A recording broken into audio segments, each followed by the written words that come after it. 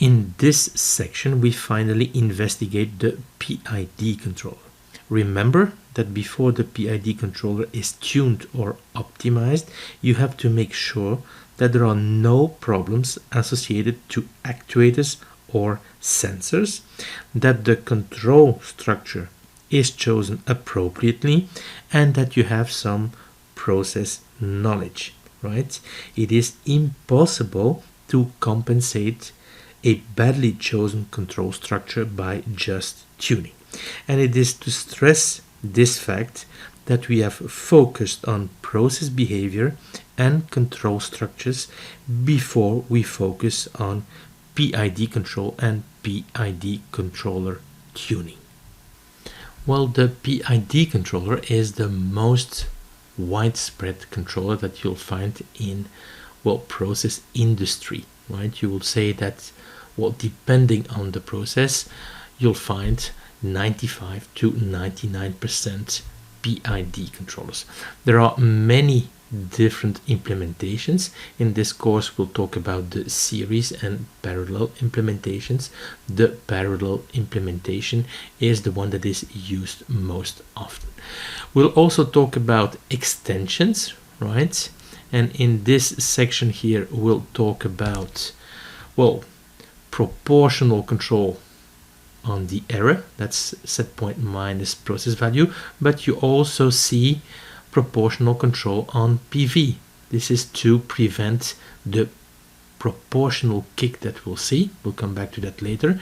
And you have something similar for the derivative action. So derivative action on the control error, which will generate a derivative kick. And if you do derivative action on PV, well, you get rid of this kick.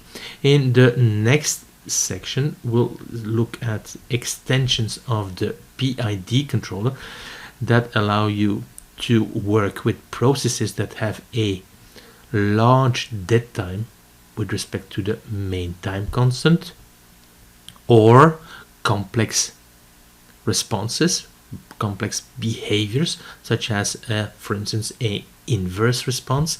And we'll also look at the nonlinear PID controller that can be used, for instance, to control buffer type level controls.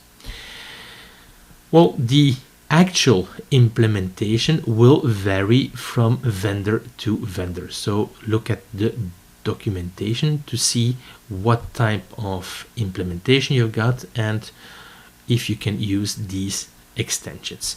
In general, the reason why this PID controller is so widespread is that it is, of course, a all-round algorithm, right? There are some limitations in the case of complex systems and in the presence of dead time.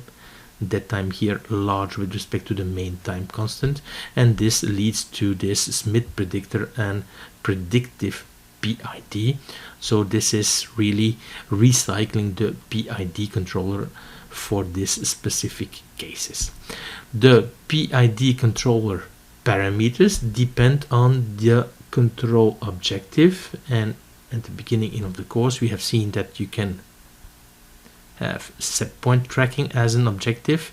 Then you look at the response in terms of rise time, settling time, and overshoot, or you can have a disturbance rejection type problem, right? And in general, a PID controller will be tuned more aggressively in the presence of disturbance rejection. Well, to tune a PID controller, you need to fully understand how it is working, and what we'll do is start the explanation with the simplest of the three actions, the proportional action, although you will see that it's maybe a bit more, well, involved than you might think. Well, the proportional action is implemented as follows, and you see that the output of the controller is proportional, and the proportionality factor is the controller gain. It is proportional to the proportional error, right? And this proportional error looks a bit different than what you might expect. It's B times the set point minus PV. Well, if B is equal to 1, it's the control error that you've seen in the course, for instance, of Fundamentals of Control Theory. Here, B can be anything that is in between 0 and 1, right? So, the output of the controller is proportional to this proportional error, and there is also an offset which we call MV bias, right? The reason why we have this B here is that with a proportional action, if you have a set point change, and this will now be for P is equal to 1, this is the set point that changes as a step. What you will have on the outputs of the controller is also something that changes as a step, and then of course the process starts to react, so it's difficult to show what is happening. But here you have this, what is called proportional kick. I will simply call it P kick, and in some cases this is not desired, right? What you can do by using this parameter B is decrease the influence of the proportional kick. If you use B is equal to 0, well, there is no proportional kick anymore, right? So the question is then, how are you going to ensure that PV is going to go to set point? Well, we'll see that in the case of a proportional controller, so this means proportional only, we'll use MV bias to make sure that PV is going to go to set point. We'll discuss this later, right? And if you're going to use a PI controller that is going to be introduced later, this bias term here that only appears in a proportional only controller will be replaced by integral action, and you'll count on the integral action for PV to go to set point, because in the integral action, well, what you'll integrate is the standard error set point minus PV. Okay, so this is going to the integral action, right? And this integral action is then going to ensure that PV is going to set point. Well, as you can see here, Kc relates the error, the proportional error, to MV, so Kc has units. It's the units of MV divided by the units of the proportional error, but the units of the proportional error are of course the units of PV, right? And you have to look at the documentation, because not all PID implementations allow a value be different from 1. Well, we have seen in the section on process behavior that very often PV and the set point are expressed in a percentage of the measurement range PV min, PV max. So the normalization is done like so, and similarly MV is expressed as a percentage of the control range MV min, MV max, and the normalization is done like so.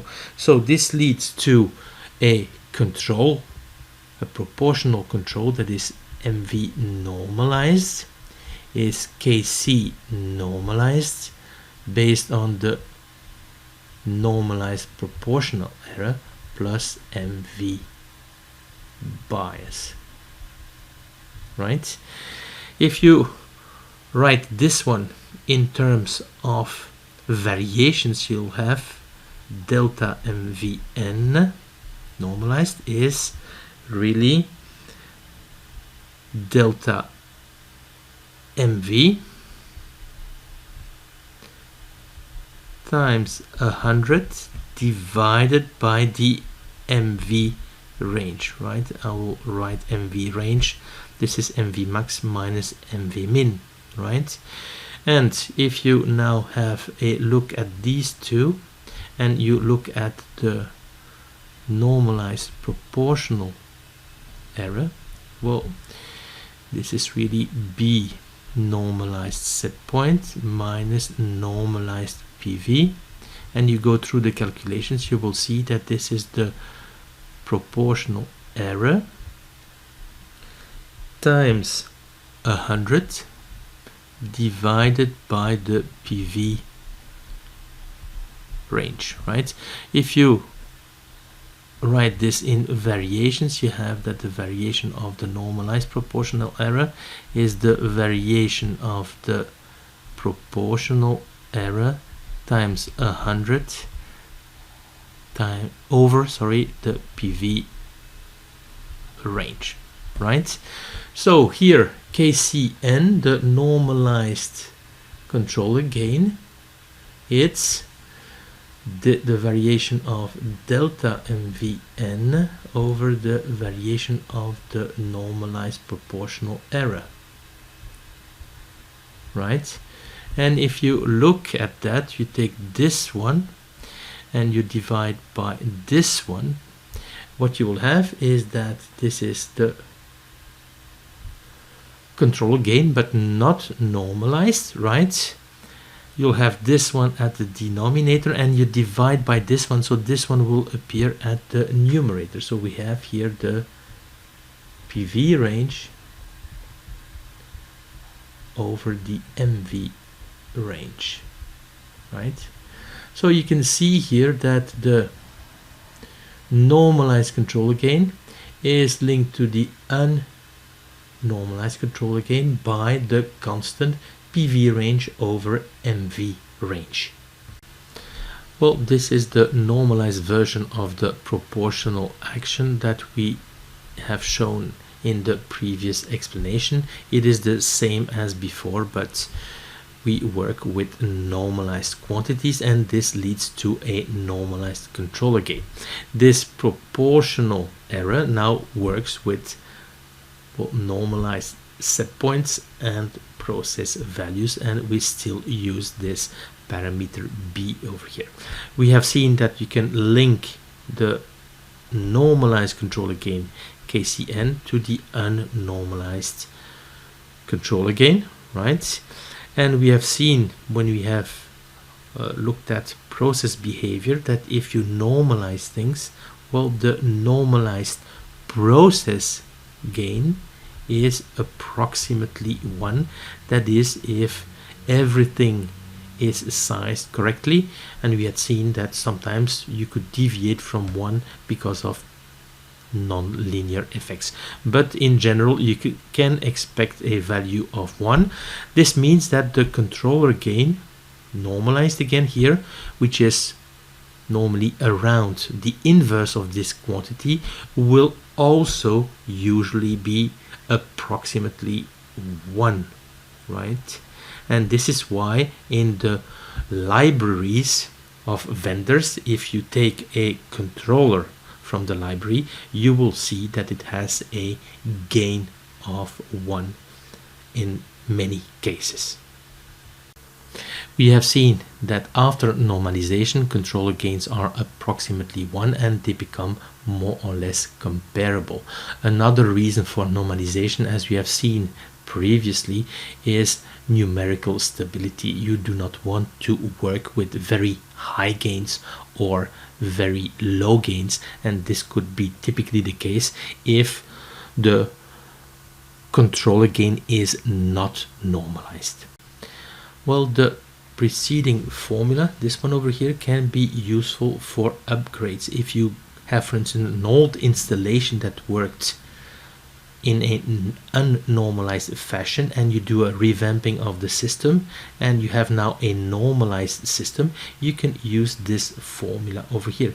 You take an Excel sheet, you list all the controller gains with their MV and PV range, and you can compute the normalized controller gains in the new system.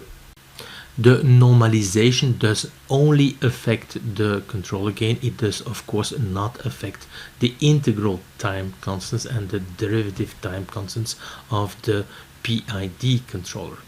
If you're tuning your PID controller directly from the faceplate, then you do not have to know if the algorithm is normalized or not, because you're changing the parameters and you're looking directly at the effect. In the sequel, we'll introduce a PID controller tuning method called the IMC tuning method, and it uses, well, the process dynamics, right? And there it is very important to know if your PID controller is normalized or not. If it is normalized, right, then in these formulas that you'll find in this IMC tuning method, you have to use the normalized process gain.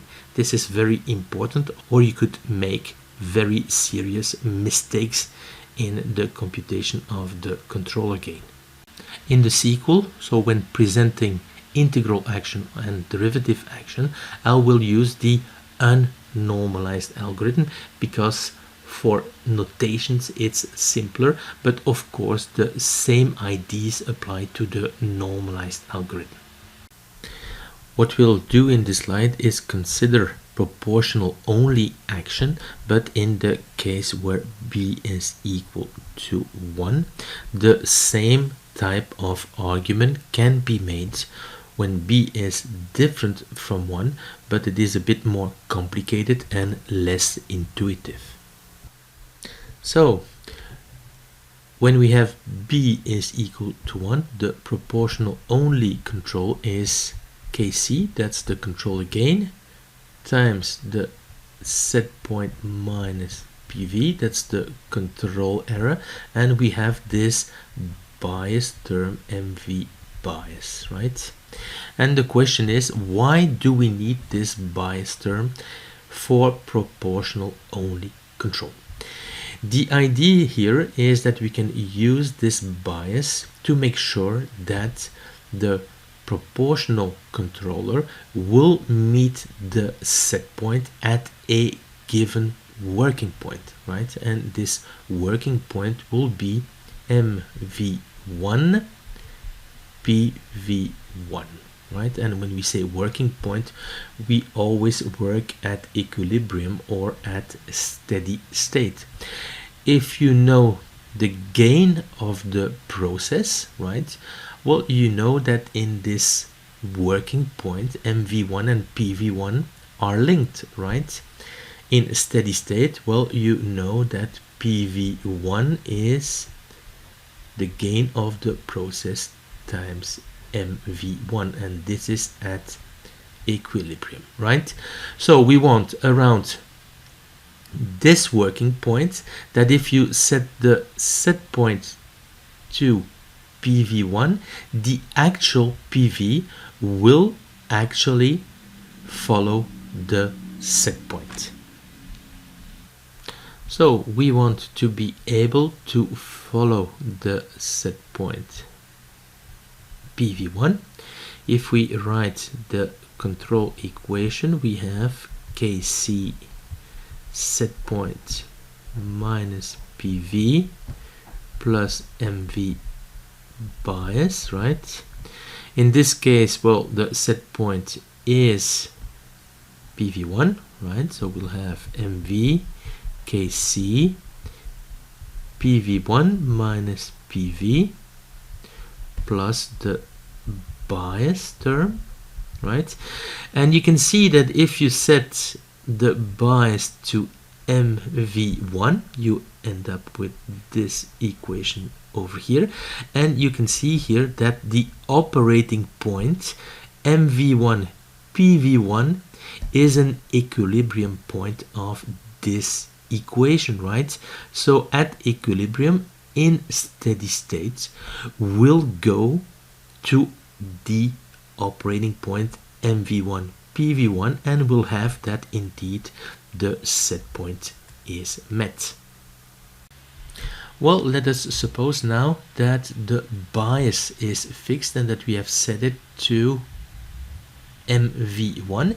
This means that you're able to follow a set point is equal to PV1, right? And this PV1 really is, if you know the gain of the static gain of the process, is Kp MV1. And now the question is, what happens if you set the set point to a PV2, right, that is different from PV1? What will happen, right? Well, around this new operating point, SP is equal to PV2, the proportional action, right, can be written as follows, right? We simply replace SP by the new value and the bias has been fixed, right? And what you would like, of course, is that PV goes to PV2, but this will not be the case over here because, well, PV2 can only be reached by an MV2, right? And this MV2 is PV2 over the static gain of the process. And you can see that this point MV2 PV2 is not an equilibrium point of this equation. If you stick PV2 over here, right, you'll have MV1, right? So you can see that you can never go to this equilibrium point that is desired because you would like to follow this set point, right? So you can see that you will have in general a non-zero static error. You will not be able to follow the set point. So as a conclusion, using this bias, right, you can make sure that you follow the set point at one operating point, but it will only be at this operating point. If you go away from this operating point, well, the proportional action will no longer be able to ensure a zero static error. Let us have a look at this using a MATLAB Simulink simulation. And by the way, these files, these simulations are available on the web page dedicated to the course. So we have here a process, and as you can see, it's a first order process with a lag time constant of 5 and a process gain of 2. And here we have a proportional only controller with this bias, right? For the moment the gain is 1.5 and the bias is 10. And if we look, this is indeed this proportional only controller. Well, let us run this example, and you can see that in steady state, well, you go to, although you've given a set point here of 0, you go to a PV of 5, right? We can also have a look at the curve, and this is what you see, right? You can see that the MV goes to 2.5 and the PV is 5, although you have set the set point to 0. So how can we explain this? Well, we have to look at the proportional only control, right? And here it is. And well, we have to look at the equilibrium point of this equation because we are going to evolve to this equilibrium point in steady state, right? So we have here that MV, here we had a gain of 1.5 of the controller. The set point is 0, right? In steady state, well, PV is going to be Kp, the static gain, times MV. In our case, the gain of the process is 2, so we'll have 2 MV. So this is really here in steady state at equilibrium, right? And here we had this bias of 10, right? So now we have an equation in MV. We have MV is equal to minus 3MV plus 10. And as you can see, 4MV is 10. So MV is equal to 2.5, right? And we have a static gain of 2 here. So PV will indeed evolve to 2.5 times the static gain, and this is 5 in this case.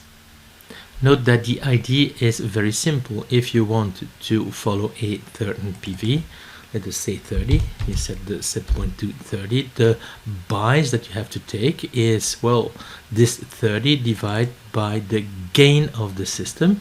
So here the bias has to be set to 30 over the gain, 30 over 2, right? And now if we run the system, as you will see, this one is going to 30, right? And if you change the gain to 2, for instance, this will not influence this working point. As you will see, I will again go to 30. Of course, if I change the gain of the process, right,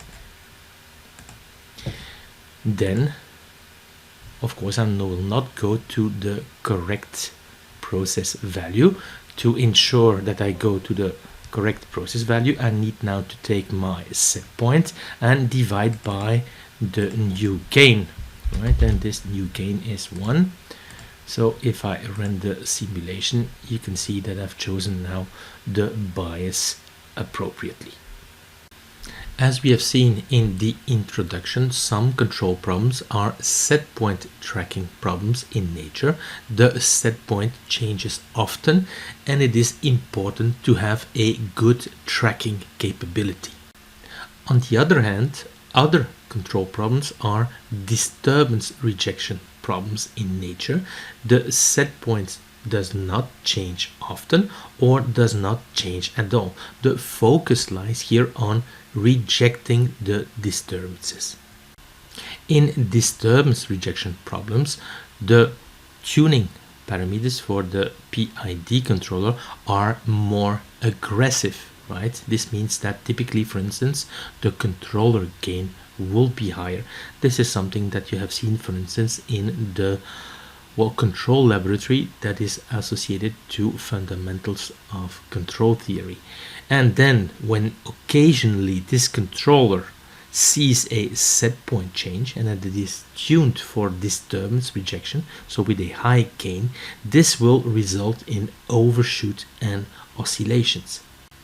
This aggressiveness in the case of a set point change is because, well, the set point change is usually producing, and I'm just going to show you the start of MV here, a proportional kick, right? And this proportional kick, as its names well suggests, is coming from the proportional action, right? And the proportional action is the gain of the controller times the error, right? And often this error is simply set point minus PV, right? So at the time of the set point change, this proportional action will induce this kick, and this will, if it is too large, at least if the gain is too large, induce this overshoot and oscillation, right? And this is where this parameter B comes into play, right? What you can then do is, instead of using Kc times the error, well, you work with Kc times the proportional error, right? So this will be Kc B set point minus PV.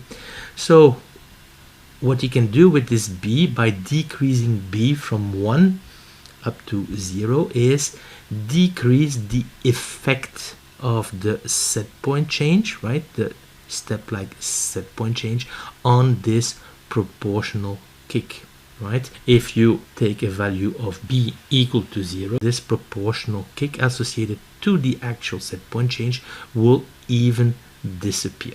And as you will see, of course, well, this idea of a proportional action on this proportional error here is only going to work if you associate it with a bias, but in general it will be associated to an integral action that will work on the standard control error set point minus PV. Well, in summary, disturbance rejection asks for a more aggressive controller than you would use for tracking, so a controller with a higher control gain. For the cases where you have a set point change, right, well, it's best to use a PI controller with a B that is smaller than 1. This will reduce this proportional kick, right, and you will, of course, use an integral action, because the proportional action with B smaller than 1 is almost always used in conjunction with integral action, and this integral action will make sure that the set point is reached without static error, right, and without oscillations, because this proportional kick is now smaller.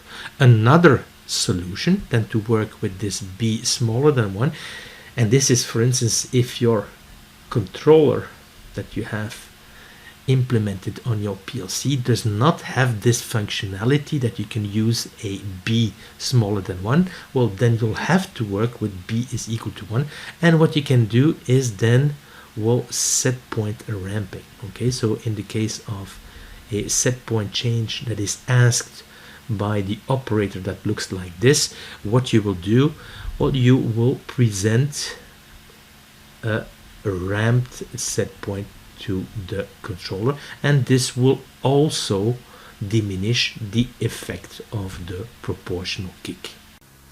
Well, let us look at the response of a system, and it will be a first order system without delay on the left, and here a first order system with delay on the right, and you'll see the closed loop response with a proportional controller, right, and here B is equal to 1, so we work with the standard control error, and the idea is to see what happens and what conclusions you can draw.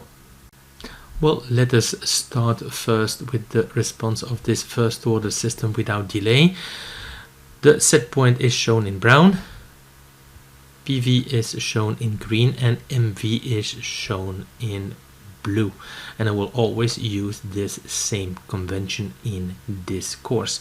And you can see that, well, as soon as you do this set point change, that you indeed see this proportional kick, right? So the MV is reacting immediately to a set point change. From the responses of the set point PV and MV, there is quite a lot of information that you can obtain. Well, it's possible to see here in this first 5 seconds, since PV is on set point, we have an error that is 0 and the associated MV is 0. So here we have 0, right, and we have 0 over here, so the bias must be 0, and this is indeed the case, right? You can also kind of see the controller gain, and this controller gain can be seen here at the moment when the set point change occurs. Well, this set point change will induce at that time an error of 30, right? And you can see here that the variation of MV is 30 as well. So you can see then that the controller gain is 1, right? And you can also obtain the gain of the process, because in steady state, okay, and you have to take t large enough, let us take the value at 30 here. Well, you see that an MV of 15 corresponds to a PV of 15, right? And we are clearly here almost in steady state. So the relation between PV and MV is 1. So indeed the gain of the process is 1. Well, as expected, we can see that this proportional action is not capable of ensuring a zero steady state error, right? PV settles at 15, far away from the set point of 30. Can we see why PV settles at 30? Well, we have to look at this equation here in steady state. Right? In steady state, this equation becomes MV is Kc times the set point. Well, PV in steady state is Kp times MV. Right? So minus Kp MV plus MV bias. Right? This is of course only true in steady state, right? So let us specify to our case, Kc is equal to 1, so we'll have the set point, which is 30, minus Kp is 1, Mv plus 0, right? So we'll have 2Mv is equal to 30, so we'll have Mv is equal to 15, and this is indeed the case, right? And since we have a gain of 1, we'll have a steady state value of PV of 15 as well. Can we find the MV bias that is going to ensure that PV is going to go to set point? Well, we have again to go to steady state, right, and write the controller equation, right? This is very important. Well, we have MV. Well, in steady state, MV, this is really the PV that you see divided by Kp, right, is equal to Kc Sp minus PV plus MV bias. But if you want to have PV on a set point, this term is going to be disappearing, right? Because you impose that the error is 0. So you see here that the correct bias that you have to take is the PV, or the set point here, divided by Kp, right? So if you want to follow this set point of 30, right, the MV bias that you have to take in this case is 30 over 1, right? 30 the set point, and 1 here the process gain. Well, let us now have a look at the closed loop response of this first order system with delay in closed loop with this proportional only action. As you can see, again, well, the proportional controller is not able to ensure a zero steady state error, and you can see that the steady state response is exactly the same. This is kind of logical because the steady state response only depends on the process gain, the controller gain, and the bias that has been used, right? Here only the process dynamics have changed, but the gain of the process has remained the same. The reason why I'm showing this is that when you have a process with delay, you'll have, of course, this proportional kick, but since it will take a certain time for PV to react, here 3 seconds, well, this proportional kick will be maintained for a period of time that is corresponding to the process delay, so here 3 seconds. So what have we learned by looking at these responses? We have seen that proportional action gives an immediate reaction, and immediate is very important here, to changes. Here we have looked at changes coming from the set point, but the changes can also come from PV in the form of a disturbance. In general, well, there will be a non-zero steady state error if you use a pure proportional action. But you can set this bias, MV bias, in such a way that you have a zero steady state error for one and one only given set point. In practice, we will not use a proportional only action, and this bias, right, will be the output of an integrator that implements the integral action, right? So when we implement pure proportional action, the output of this integrator from the integral action is fixed. You have to beware of, well, noise if you have proportional action, right? Because the noise will affect PV, which will affect the error, and since you have an output that is proportional to the error, well, you'll have the noise also on the controller output, and this could lead to actuator wear. When you change the proportional gain, Kc, of the controller, you have to do this in manual mode, or you have to do this when the control error is 0. Indeed, if you change the gain here when you're at t is equal to 30 and you're in automatic mode, you can see here that you have an error of 15. Well, then if you change the controller gain from 1 to 2, well, this will cause here a jump in MV from 15 to 30. So changing the controller gain in automatic mode when there is a control error causes a jump in MV. In practice, you will have to go to manual mode, and if this manual mode is well implemented, this will cause a reset of the bias to an appropriate value. We will consider this for a PI controller later on in the course, and remember that for a PI controller, this bias comes from the output of the integrator.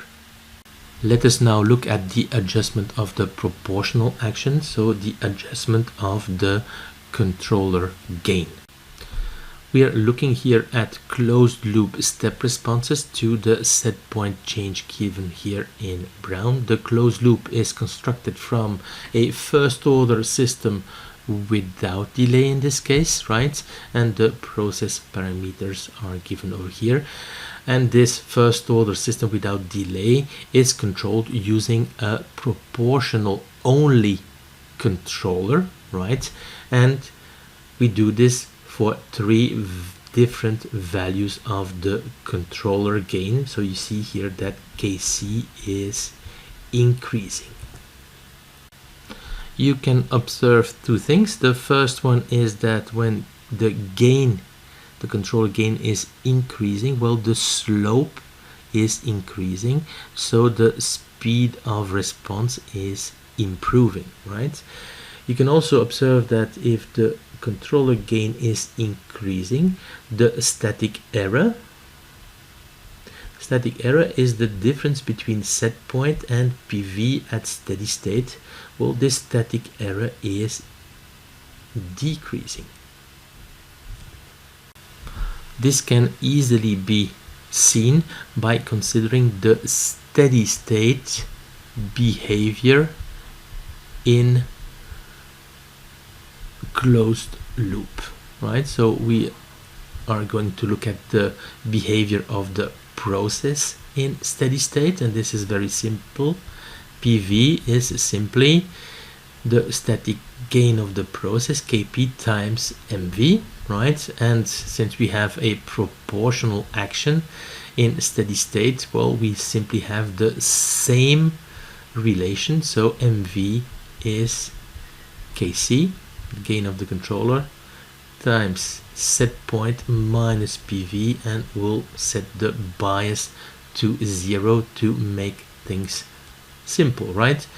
If we inject the second relation into the first, we obtain Kp Kc set point minus PV, right? And now we can isolate PV as a function of the set point, and we have PV is Kp Kc 1 over Kp Kc set point. And this relation is of course true only in steady state.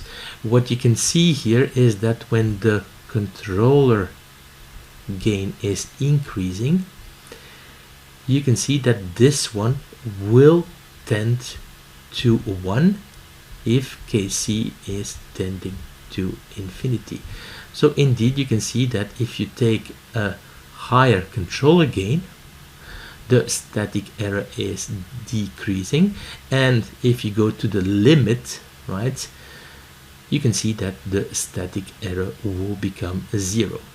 Okay, this is for a first order without delay. Well, if we now look at the same type of responses, but for a first order system, the same first order system, but with a delay, right, a delay of 3 seconds, then the story is completely different. If we increase Kc, right, you can see that the response becomes oscillating, right, when the gain increasing, and if we would continue to increase the gain at some stage, we would have an unstable closed loop. Well, of course, this does not come as a surprise because we have reviewed the gain and phase margins, so you can kind of look what will be happening in our situation by looking at the loop gain, right? And this loop gain is the process times the controller, right? And in our case it's simply Kp Kc exponential of minus theta s over Tps plus 1. And here you have the Bode diagram of this loop gain. What we can now do is look at the phase margin, right? Well, you can see that for Kc is equal to 1, right, the phase margin is 180 degrees, because the gain crossover frequency will be very far away on this side. But when the gain is increasing, you can kind of see that this gain crossover frequency is going to move this way.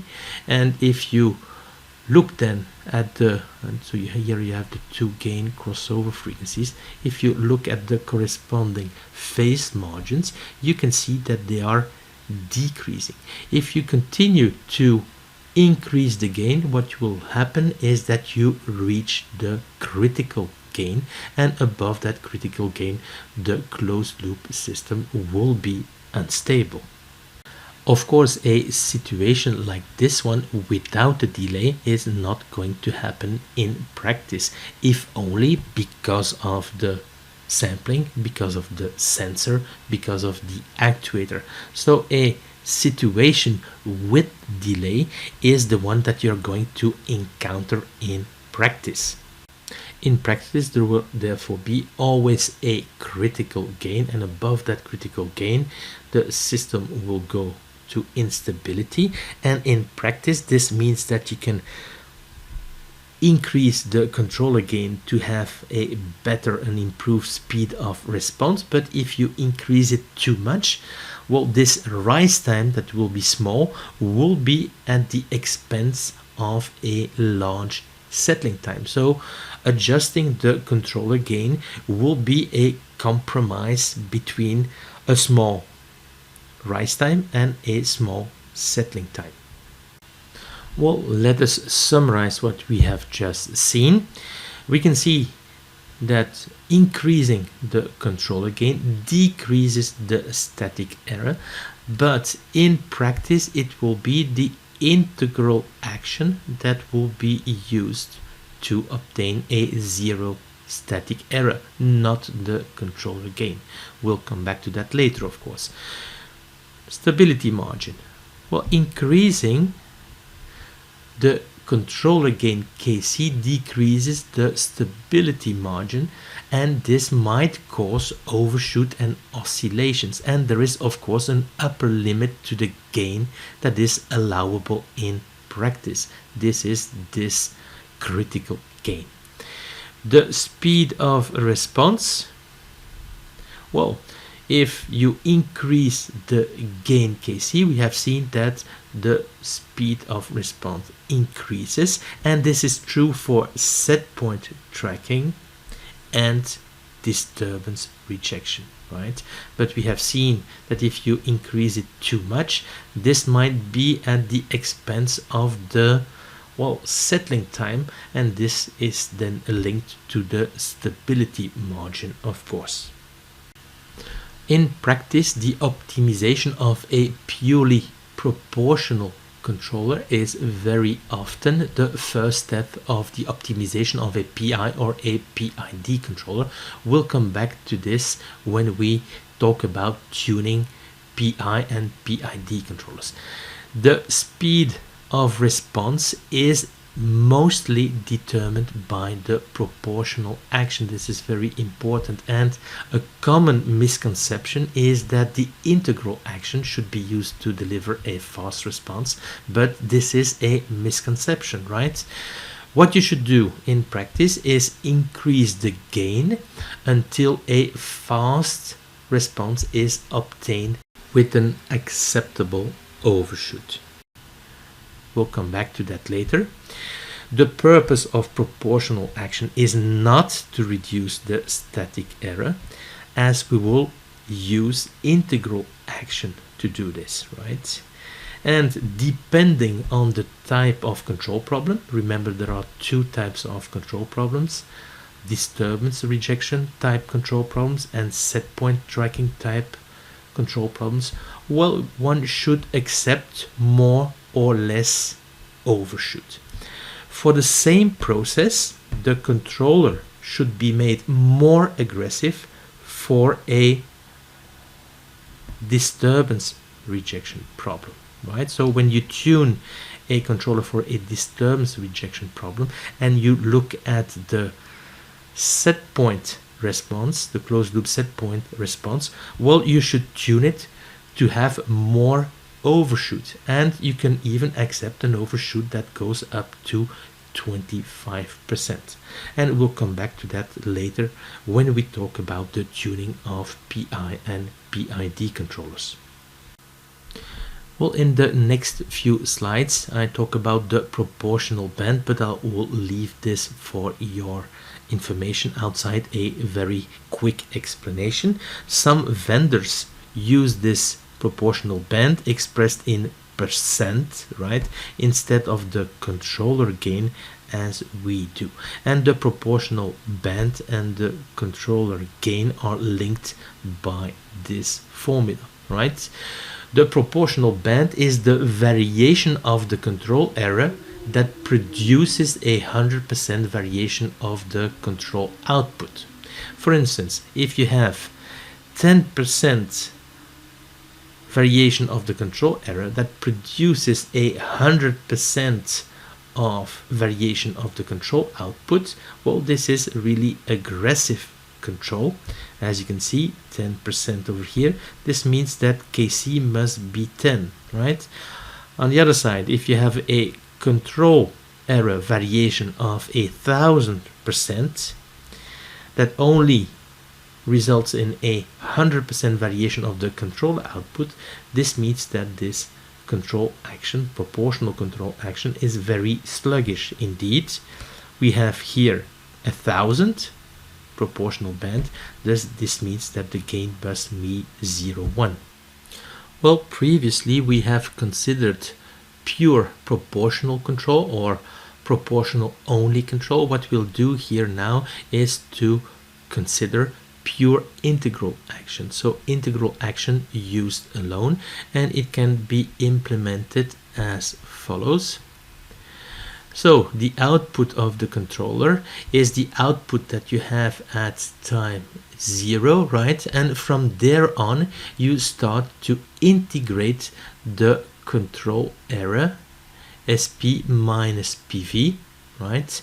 And you have a tuning parameter that is the integral time constant, right? And in this control law you use the inverse of the integral time constant to multiply this integral of the control error. We have seen why when we have considered integrating processes, right?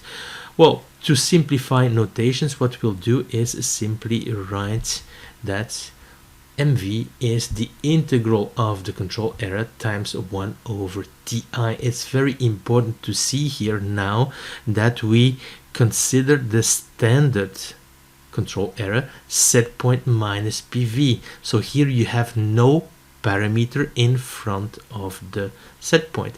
It is this term that is going to ensure that PV is going to go to set point. Remember that some implementations use the normalized error, control error, instead of this error E, but we have chosen this notation because it's lighter, but of course the same IDs apply. If we go to the Laplace domain, then you can write pure integral action as follows. What we'll do is again use this first order system without delay and with delay, and look at the closed loop response with pure integral action. We'll start again with the closed loop response of this first order system without delay, and here we have again this set point change indicated in brown of 30. At time is equal to 5, this set point change occurs, and we have here an error of 30. It's positive, right? And it's being integrated, right? So we use this equation, and by the way here the integrating time constant is 10 seconds, right?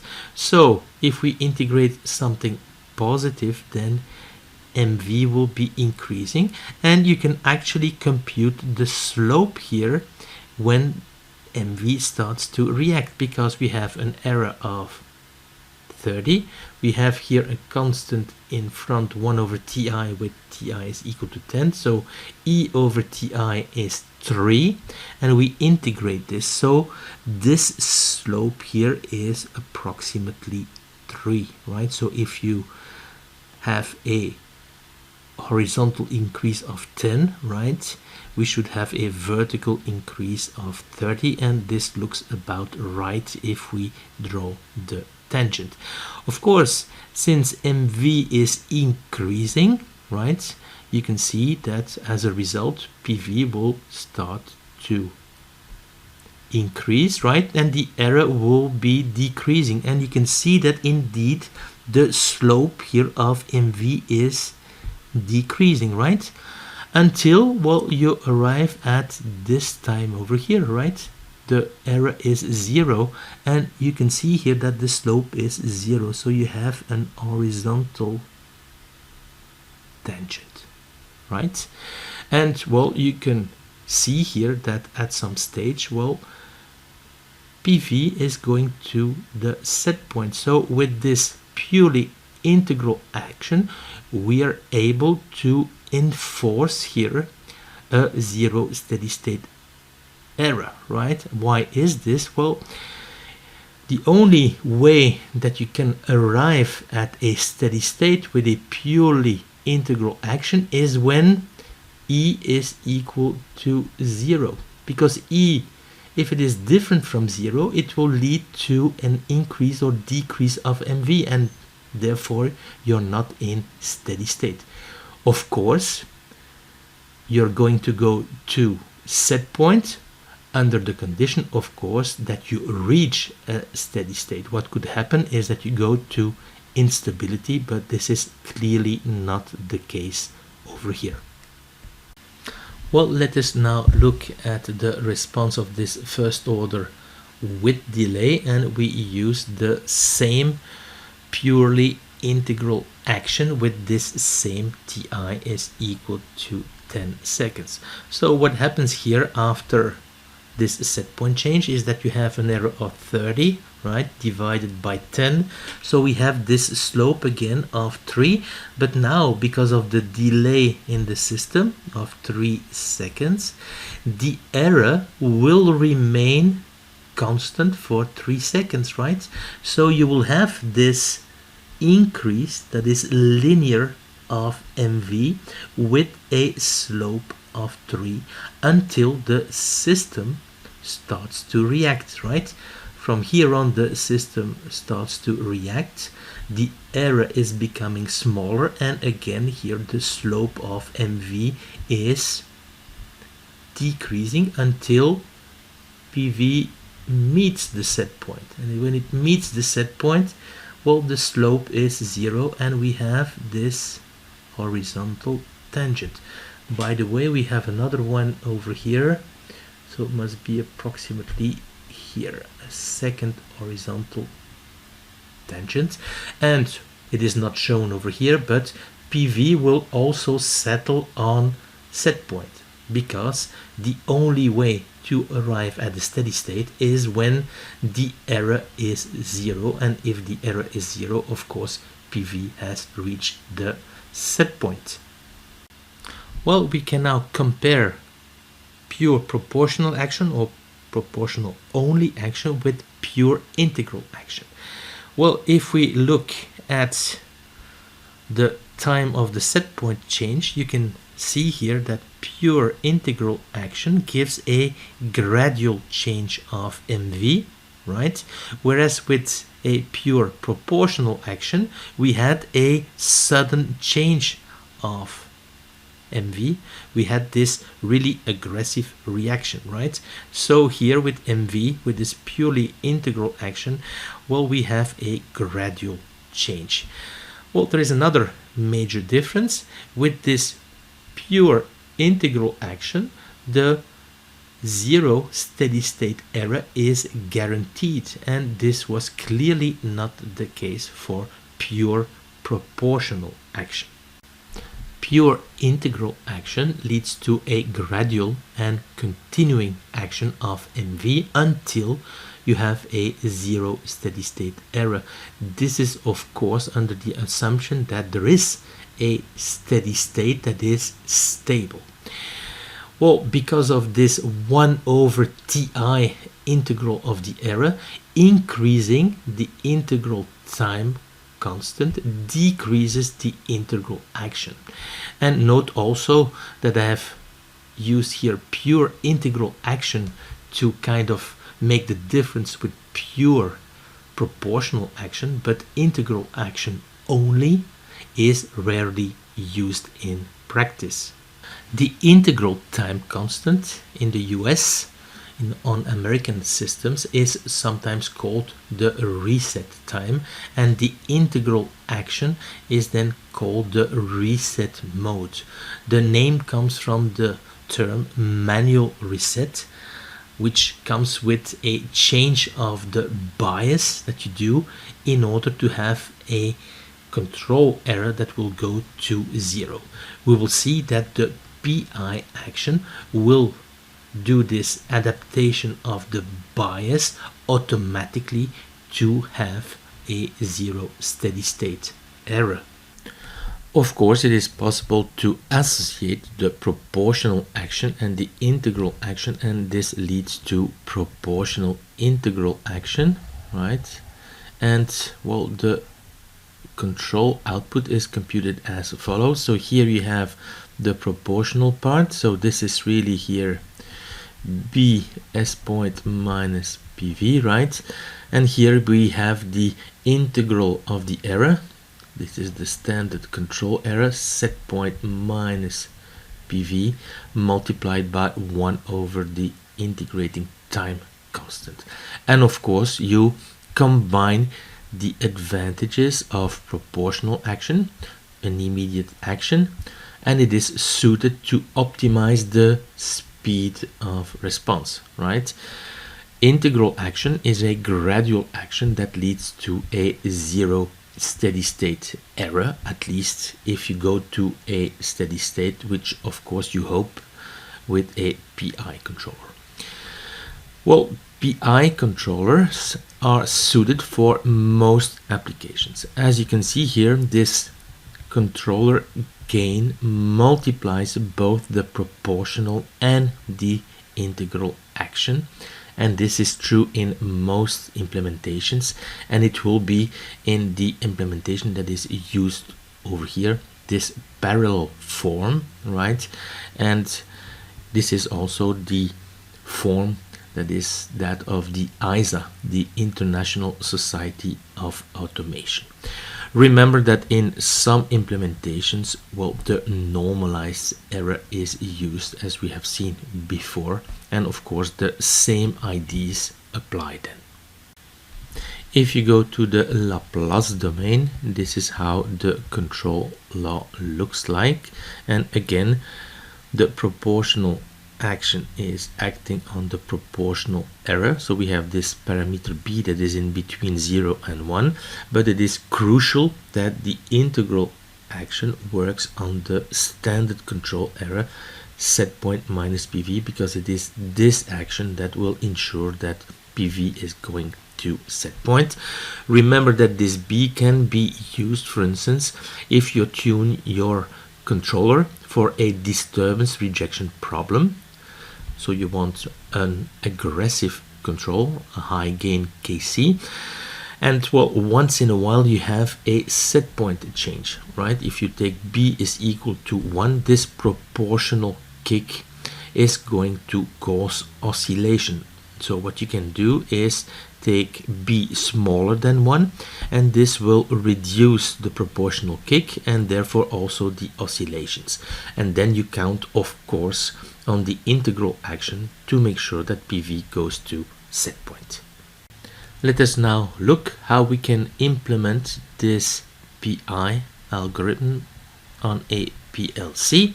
So we start with the continuous time control action of this PI control. So the output of the controller is composed of a proportional part and an integral part, and we'll call them MVP and MVI, right? MVP, that's KC times the proportional error, right? Plus KC, because KC is multiplying also the integral action, KC over TI, integral of the error. So this is what we need to approximate, right, using numerical integration methods. Well, the proportional part, that's very easy. Here it is. And for the integral part, MVI, we'll use the Euler backward difference numerical integration method, and you have to review and go and have a look if you need more information about these numerical integration methods, right? So the idea is that, well, the output of the integral part at sampling instant k is the output at the previous sampling instant, and you need to add an approximation of the area under kc over ti times the error, right, in between the sampling instance k minus 1 and k. So how do you do this? Well, you take this one here we've got it, right? And then the approximation, well, you take the error at sampling instant k, right, and you project it backward, right, and this leads to the area of a rectangle of height error at sampling instant k and base ts If this comes as a surprise, well, go and have a look at this Euler backward difference numerical approximation.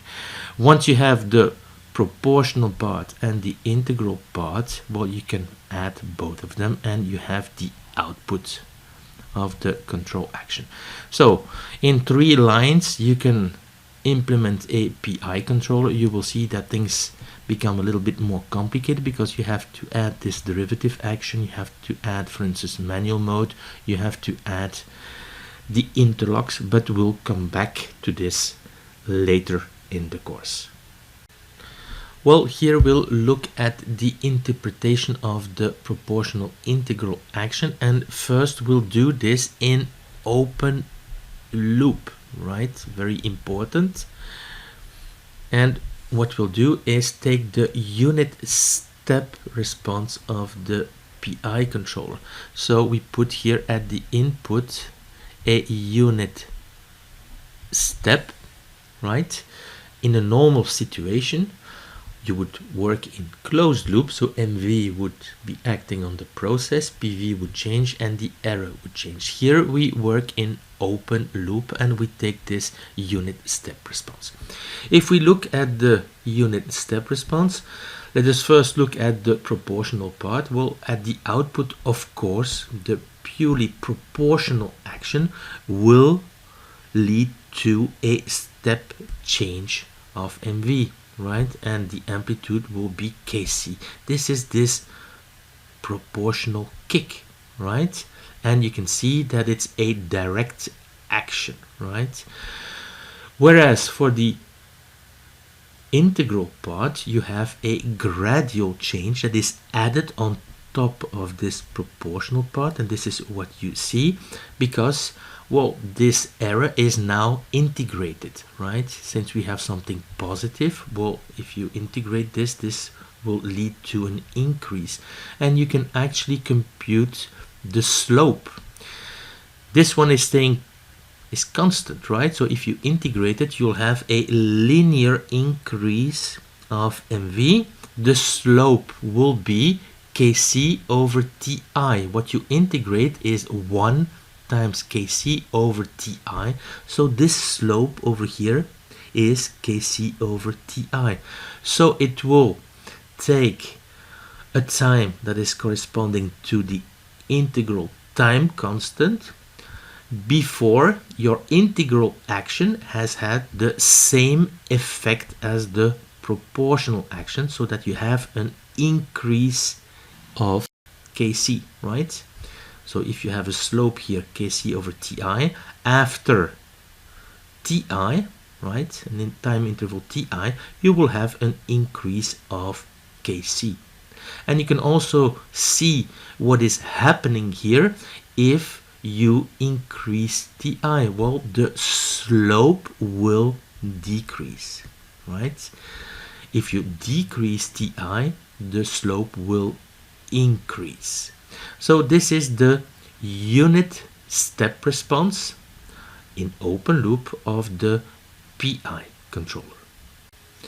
Note that for a process with delay, we'll see the first part of this step response in the actual closed loop response. So if the delay in the process is, well, this delay over here, call it theta, since it will take a time theta for the process to react, what will happen is that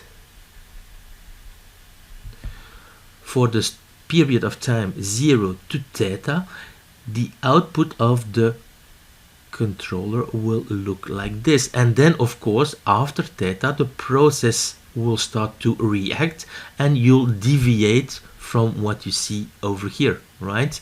And this is what we'll see in the next slide when we'll use this PI controller on a first order system with delay. We'll call this the proportional kick, and this will be the I, or integral ramping. Well, let us now have a look at this proportional integral action here. It's with b is equal to 1, right? we'll consider a case with P different from one later on in the course, and we use this proportional action now in closed loop on a first order system without delay and a first order system with delay. We take the two first order systems without and with delay that we have considered before, right? Here the PI action is with a gain of 2/3 and with an integral time constant of 3. The responses are illustrative.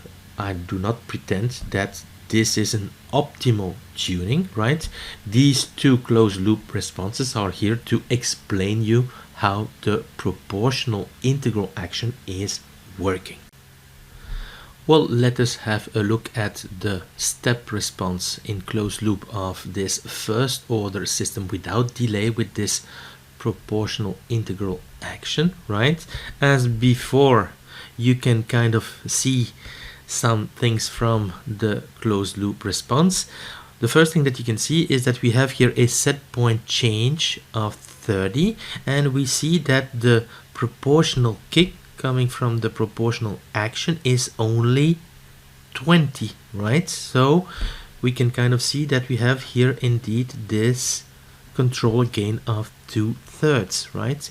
The proportional kick is, well, the change that you see at the time of the set point change. So you see an error of 30 times the gain. So here indeed the gain must be 2/3.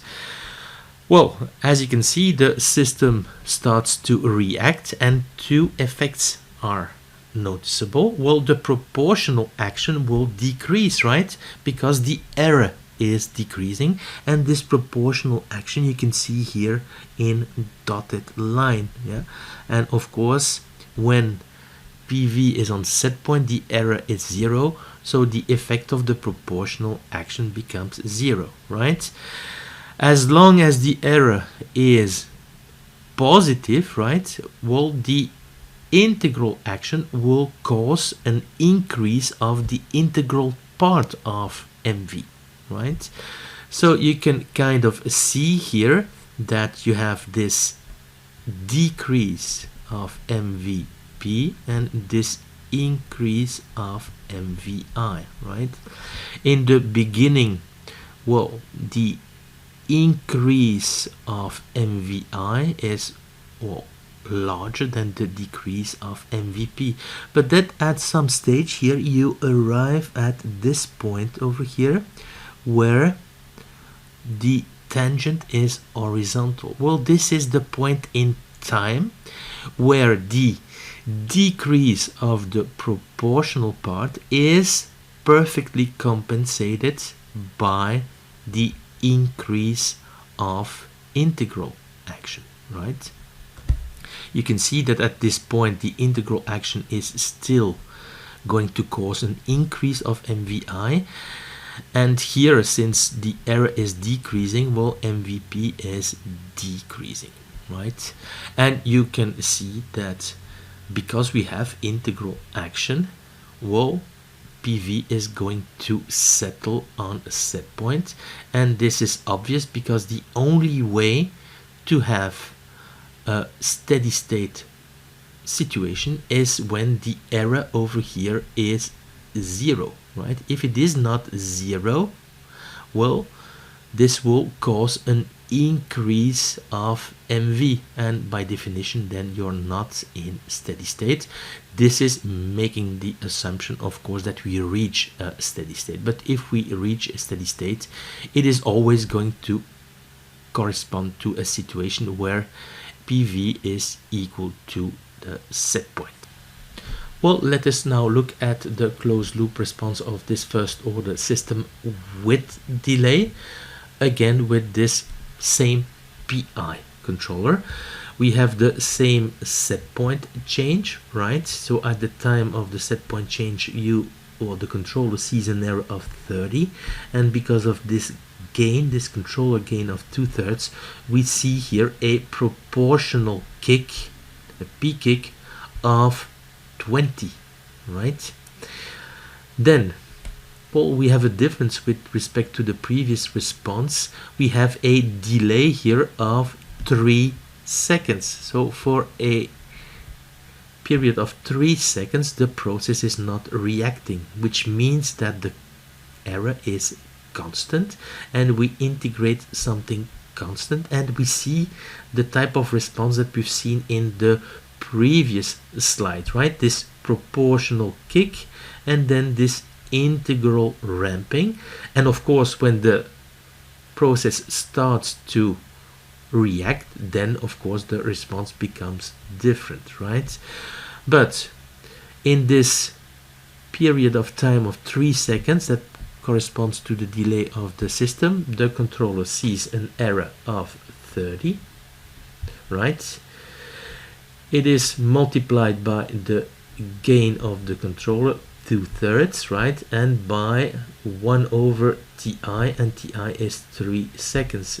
So what is being integrated is 20/3, right? The slope over here is 20/3, and indeed over the period of time that corresponds to the delay, 3 seconds, mv is going to increase by another 20%, right? So from there on, the process starts to react. So here you can see, and this is again this dotted line, this corresponds to MVP, right? You can see that MVP is decreasing, but the error is positive, so MVI is increasing. And here in this period of time, well, the increase of MVI is larger than the decrease of MVP, until we arrive at this point over here, right? And this is the point where the increase of MVI is exactly compensated by the decrease of MVP. From here on, right, well, MVI is still increasing, but the decrease of the proportional part is sharper. So this is why MV is decreasing, right? So what you observe here is this interplay between proportional and integral action. You can continue to do this, and here you can observe other times where, well, proportional action is exactly compensated by integral action. But again, what is important is that we see that, well, we have a zero steady state error, and this is guaranteed because we have integral action over here. Well, there are a number of things that you can observe from these two closed loop responses. The first one is this interplay between proportional action and integral action. The MV that you see here is always, well, the sum of two things, right? The proportional part and the integral part, and they interplay with one another. But what you should see is that, of course, gradually, here this is, well, done quite smoothly. Here this is done with a bit of oscillation, but gradually the proportional action disappears and is taken over by the integral action. In steady state, you will have a proportional action that has disappeared and that has been entirely taken over by the integral action.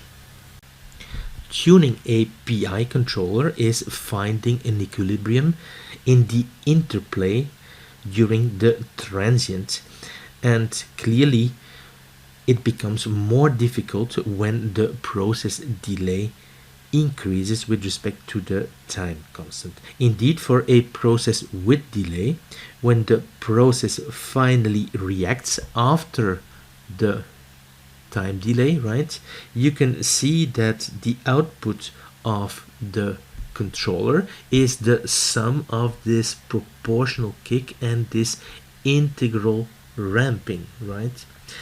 For processes with a small delay, this proportional kick can take high values, typically higher values than the steady state MV. This is the steady state MV. You could have proportional kicks that are higher, right? But as the delay increases, this proportional kick will have to reduce because you have to take into account the integral ramping that is following, right? You can see that this equilibrium is difficult to find, and this is something that you will learn to master with experience. Well, there's another thing that you can learn over here. You see here the closed loop response of a first order system where the delay is increasing, and you see the closed loop responses with the same PI controller. So you can kind of see here the effect of an increasing delay, and as we have seen previously, well, this increasing delay will lead to a decrease in the robustness margins, stability margins, so phase margin and gain margin, and of course this will lead to oscillations in the system, as you can see. What we'll do now is look at an interpretation of proportional integral action, and we'll do it in the assumption that B is equal to 1, so that in here the proportional error becomes the standard control error, set point minus PV, right? So we can decompose MV in the proportional part and the integral part, and the integral part can be written as follows. This is something we have done before. If you take the derivative, this is what you'll obtain, right? So what you can do is take Ti to the other side. Okay, so we'll have this one is equal to Kc times the error, but you can see that Kc times the error, well, it's MV, the output of the controller, minus the integral part. So we arrive here at this equation. If you take this one and this one, and you take MVI to the other side, well, you obtain here that the integral part can be seen as the output of the controller going through a first order dynamics with time constant Ti. Well, we can illustrate things in the form of a block diagram. We had seen that MV is equal to Kc times the error plus MVI, right? And we had seen that, well, MVI could be computed by the following differential equation, right? And this is the differential equation that implements a first order system. So the output of the integral part over here can be seen as MV going through a first order system with time constant Ti, right? So this PI controller that we've seen before, you can also represent it as follows. Here you have the proportional part, and here you have the integral part. Remember that if we had considered this, well, proportional only controller, and we'll do it again for B is equal to 1, here we had obtained Kc times the error plus MV bias, right? Kc times the error, we have got it over here, it's still the same, and well, in this proportional only controller the bias was constant. And one interpretation of the PI controller is that you can see here that you have a bias that is added, but that it is computed automatically, right?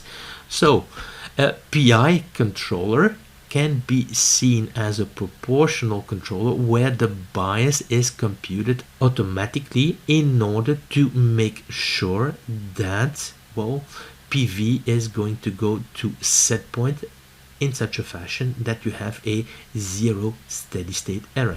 Remember that with the proportional only controller, we had that the zero steady state error was achievable, but only for one set point.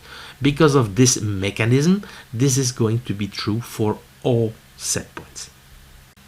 Well, the neat thing about this implementation is that you can include limitations that come into the form of a saturation. This is this block over here, or in the form of a rate limitation, so a limitation on the slope of MV. And as you can see over here, well, you can include these limitations without running the risk of integral wind-up, because it is the limited MV that goes through the first order system. So as you can see here, we have this automatic anti-wind-up mechanism.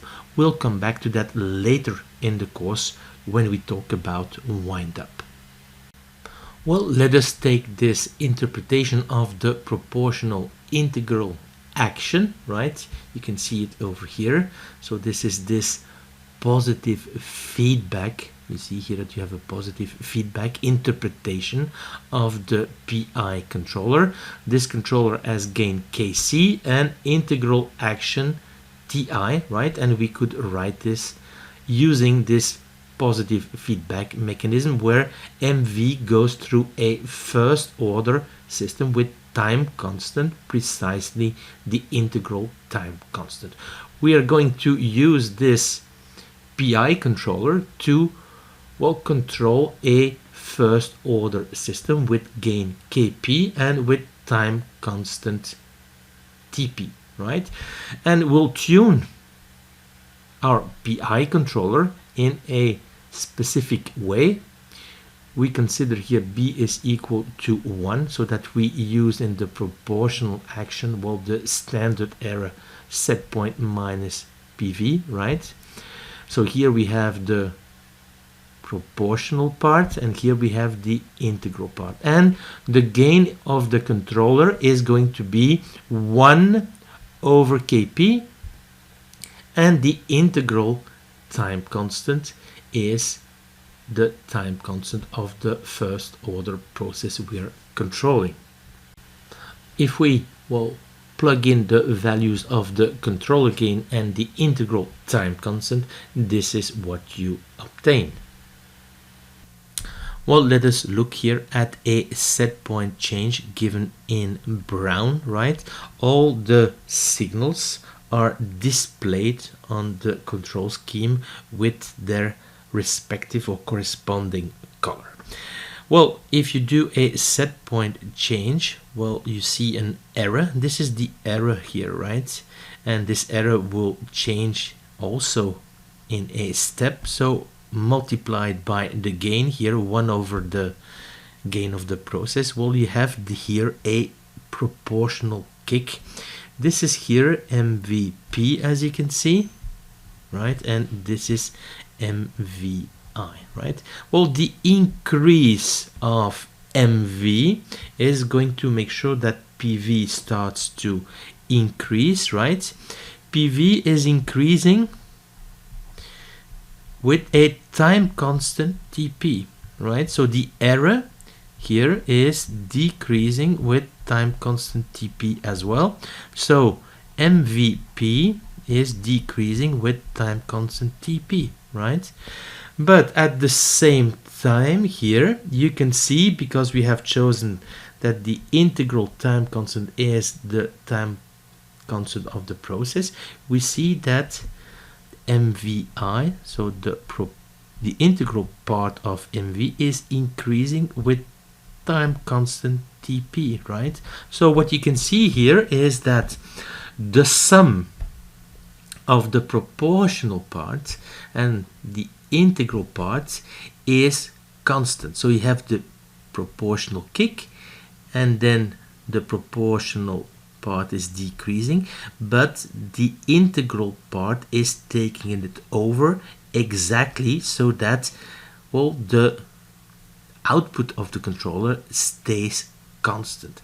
This is of course true only in this particular case where we tune a first order system with these tuning parameters. But what is nice is that you can really see the interplay between integral action, the integral part of MV, and the proportional part of MV. So you can see that gradually the proportional part disappears and it is taken over by the integral part.